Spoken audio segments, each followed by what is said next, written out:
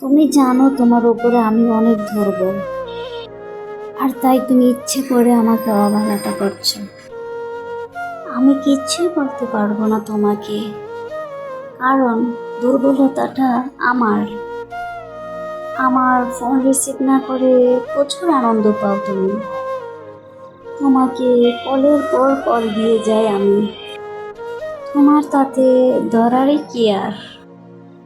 Call দিতে থাকো, তুমি মোবাইল সাইলেন্ট করে আরামে ঘুমো। আমাকে যাতা কথা বলতে তোমার মুখে একটু আটকাই না।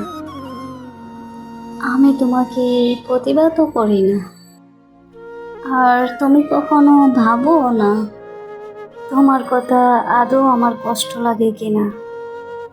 আর প্রতিদিন অসংখ্য অজুহাত দিয়ে আমার দেখে দূরে থাকো তুমি।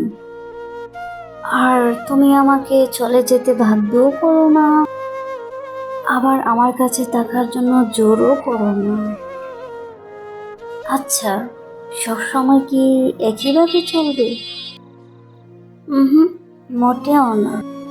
তোমার পিছে পড়ে থাকা মেয়েটাও একটা সময় বদলাবে, তোমাকে কল দিবে না, আর আমার মোবাইলে তোমার নাম্বারটাও আর খুঁজে পাওয়া যাবে না।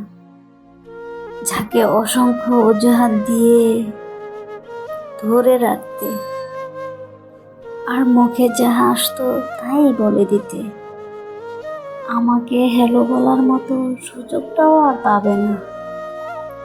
সবারই সুযোগ আসে, তোমারও সুযোগ ছিল আমাকে ভালোবেসে বেঁধে রাখার, আর আমারও সুযোগ ছিল প্রচণ্ড রকমের কষ্ট থেকে বের হয়ে আসার। আর আমার সুযোগটা আমি কাজে লাগিয়েছি, কিন্তু তুমি পারোনি। দিন শেষে জিতটা কিন্তু আমারই। আর তুমি জীবন নামের ফাঁকা মাঠে পড়ে থাকা হেরে যাওয়া এক প্লেয়ার।